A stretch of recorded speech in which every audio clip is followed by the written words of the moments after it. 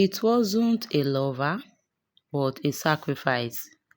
My heart was pounding so loud in that silent room, I was sure it would wake the whole house.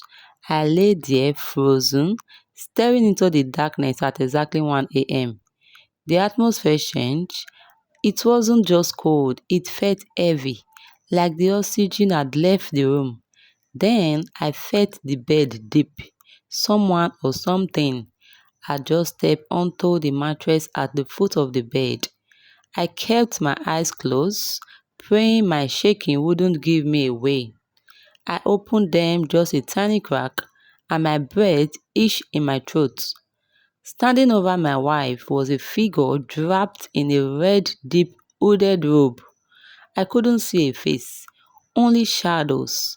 In his hand, he held a thick red cloth, the same one my daughter had described.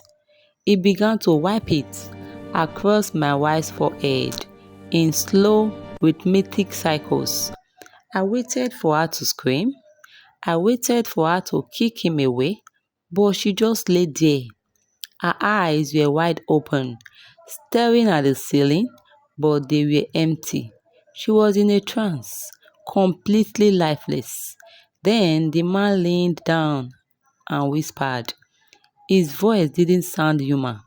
It sounded like dry leaves scraping on a grave. He said, the child is starting to see. We must finish the transition tonight.